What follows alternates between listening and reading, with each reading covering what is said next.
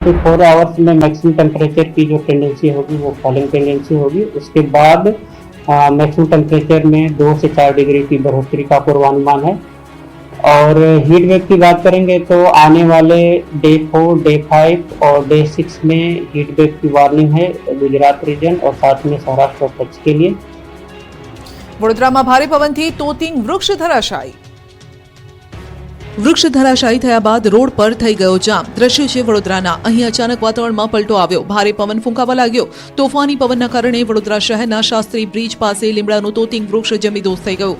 મહાકાય વૃક્ષ ધરાશાયી થતા રોડ પર જામ થયો। સુબેઝ પમ્પિંગ સ્ટેશનમાં મોટું નુકસાન થયું। આ અંગેની જાણ લોકોને થતા તુરત જ ફાયર વિભાગને જાણ કરી। ફાયર વિભાગે નડતર રૂપ વૃક્ષને ટ્રીમિંગ કરી રોડ પરથી હટાવ્યો। સુએઝ પમ્પિંગ સ્ટેશનમાંથી પણ દૂર કર્યું। અમદાવાદમાં તોફાનીએ એક સોસાયટીમાં વાહનોમાં કરી તોડફોડ।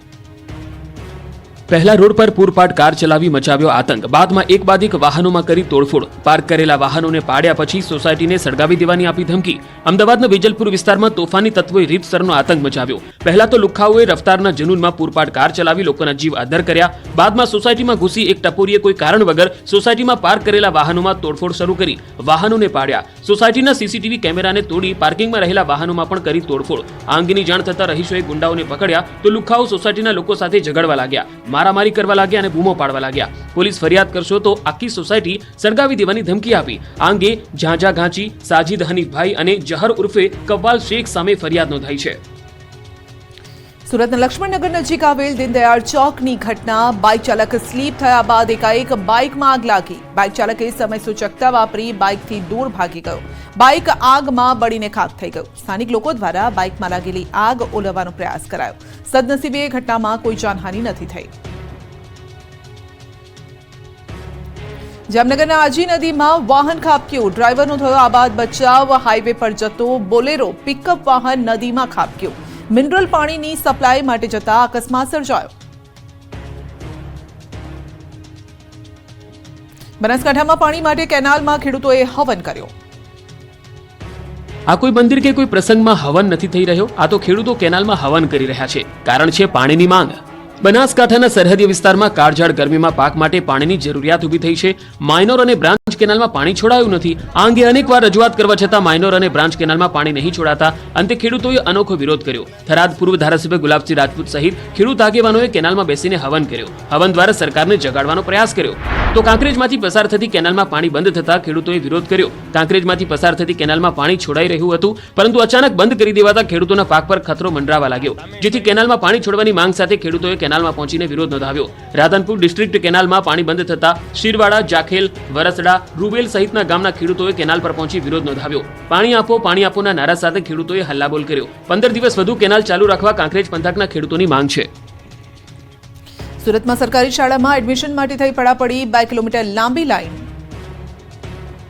તમે ખાનગી સ્કૂલમાં પ્રવેશ માટે તો સ્કૂલની બહાર વાલીઓની લાઈન અને ફોર્મ માટે તો પડાપડી થતી જોઈ હશે, પરંતુ સુરતમાં ઉલટી ગંગા વહી। સુરતની સરકારી શાળાઓમાં નવા શૈક્ષણિક સત્ર મિશન એડમિશન અંતર્ગત એક નવો ટ્રેન્ડ શરૂ થયો છે। હીરામાં મંદી આવતા ફી ભરવાના પણ ફાંફા પડી ગયા છે। ત્યારે રત્ન કલાકારોએ પોતાના બાળકોને ખાનગી સ્કૂલમાંથી ઉઠાવી સરકારી શાળા પ્રવેશ માટે પડાપડી કરી છે। મોટા વરાછા ઉત્તરાણ ખાતેની સરકારી શાળામાં 500 બેઠકો માટે આશરે 5000 થી પણ વધુ વાલીઓએ એડમિશન માટે અરજી કરી છે। ઉત્તરાણ વિસ્તારની શાળા નંબર 334, 346, 355 માં બાળકોને એડમિશન માટે સવારથી જ માતા પિતાએ લાંબી લાઈનો લગાવી છે। માત્ર 500 બેઠક માટે 5000 જેટલા વાલીઓ ઉમટી પડ્યા હતા। સવારથી લાઈન લાગી અને જે હવે ખાનગી શાળાની કથળતી સ્થિતિ ઉજાગર કરે છે અને દર્શાવે છે કે સરકારી શાળામાં ભણતરનું સ્તર ઊંચું આવી રહ્યું છે। ખાનગી શાળામાં મળતું ઊંચું ભણતર સરકારી શાળામાં મળતું હોય તો વાલીઓ ખાનગી શાળાઓમાં મોંઘી ફી કેમ ભરે?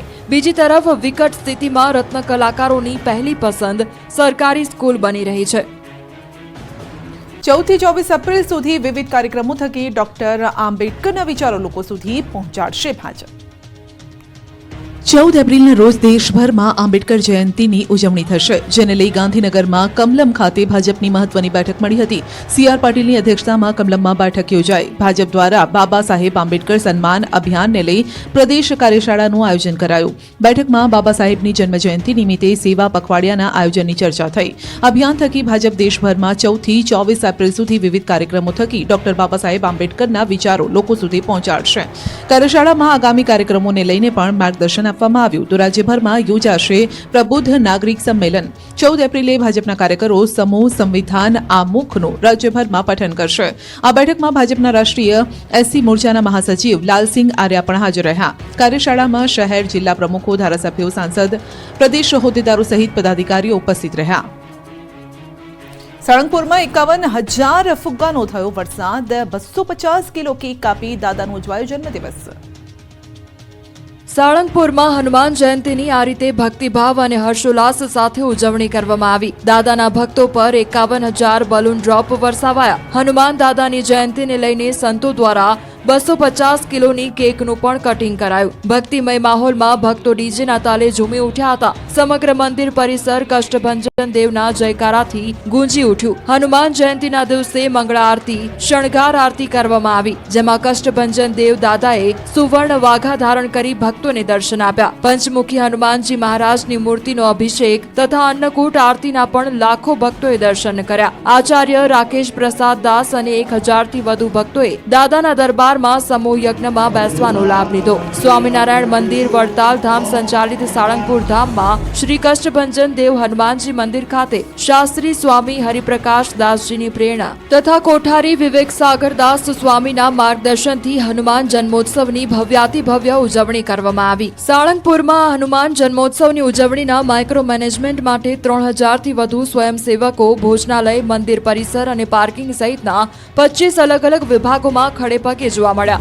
તો અનોખો સંયોગી હનુમાનજી મંદિરે ભવ્યાતિભવ્ય શણગાર દર્શન સાથે સમગ્ર મંદિર પરિસર લાઇટો સાથે શણગારથી ઝળહળી ઉઠ્યું. સાંજે વિશાળકાય 54 ફૂટ લાંબી કિંગ ઓફ સાળંગપુર પ્રતિમા ખાતે હજારો દીવડાઓ પ્રગટાવી કરાઈ સમૂહ આરતી. રાજ્યભરના મંદિરોમાં હનુમાનજી દાદાના જન્મોત્સવની ભવ્યાતિભવ્ય ઉજવણી. રાજ્યના યાત્રાધામો વહેલી સવારથી જ ભક્તોની ભીડથી ઉભરાયા. આજે ચૈત્રી પૂનમ અને હનુમાન જયંતિનો સંયોગ હોવાથી યાત્રાધામો પર મોટી સંખ્યામાં શ્રદ્ધાળુઓ ઉમટ્યા હતા. વહેલી સવારથી જ મંદિર બહાર ભક્તોની ભીડ જામી. આ તરફ સુરતમાં પણ હનુમાન જયંતિની ભવ્ય ઉજવણી થઈ. પાલ સ્થિત અટલ આશ્રમમાં હનુમાન જયંતિની ઉજવણી કરવામાં આવી. 6,000 કિલો બુંદીનો વિશાળ લાડુ તૈયાર કરાયો. હનુમાનજીને 6,000 કિલોનો બુંદી લાડુનો ભોગ ધરાવાયો. આ લાડુ પ્રસાદ રૂપે ભક્તોને આપવામાં આવ્યો. આ તરફ અરવલ્લી જિલ્લાના લોકો પણ હનુમાનજી મહારાજની ભક્તિમાં રંગાયા. મોડાસા તાલુકાના સાકરિયા ગામે ભીડભંજન હનુમાન મંદિરે જન્મોત્સવ શ્રદ્ધાપૂર્વક ઉજવવામાં આવ્યો હતો. હનુમાન જયંતિ નિમિત્તે ભગવાન હનુમાન દાદાને વિશેષ શણગાર કરવામાં આવ્યા. આ ઉપરાંત લીલા અને સૂકા મેવાનો ભોગ ધરાવવામાં આવ્યો હતો. વહેલી સવારથી જ મંદિર ખાતે ભક્તોની ભીડ જોવા મળી હતી. વિશેષ મારુતિ યજ્ઞનું આયોજન કરવામાં આવ્યું હતું. 100 દંપતીઓ પૂજામાં સામેલ થયા હતા. રાજકોટમાં પણ હનુમાન મંદિરોમાં ભક્તો ઉમટી પડ્યા. રાજકોટના કરણસિંહજી હાઈસ્કૂલ ખાતે બાલાજી હનુમાન મંદિરે મહાયજ્ઞનું આયોજન કરવામાં આવ્યું. 108 કુંડી મારુતિ મહાયજ્ઞનું આયોજન કરવામાં આવ્યું હતું. 1250 થી પણ વધુ ભક્તજનો મારુતિ યજ્ઞમાં જોડાયા હતા. ચૈત્રી પૂનમને લઈ મંદિરોમાં ઉમટી ભીડ.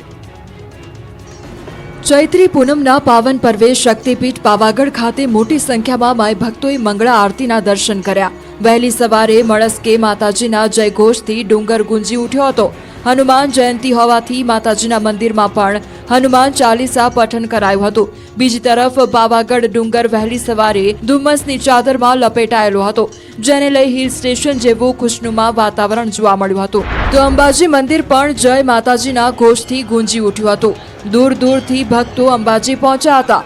વહેલી સવારથી જ ભક્તોનો મેળાવડો જામ્યો. માતાજીની એક ઝલક જોવા માટે પડાપડી થઈ હતી. અંબાજીમાં બાધા અને માનતા માટેના શ્રદ્ધાળુઓનો પ્રવાહ વધુ જોવા મળ્યો. મોટી સંખ્યામાં લોકો પોતાની બાધા માનતા પૂરી કરવા હાથમાં ધજા અને માથે માંડવી લઈ મા અંબેના દરબારમાં પહોંચ્યા હતા. આજે એક શ્રદ્ધાળુએ પોતાની રાખેલી બાધા પૂર્ણ થતા 1 કિલો 800 ગ્રામ ચાંદીનો ગરબો બનાવી માથે ઉપાડી માના મંદિરે પહોંચ્યા હતા અને માનતા પૂર્ણ કરવામાં આવી હતી. માતાજી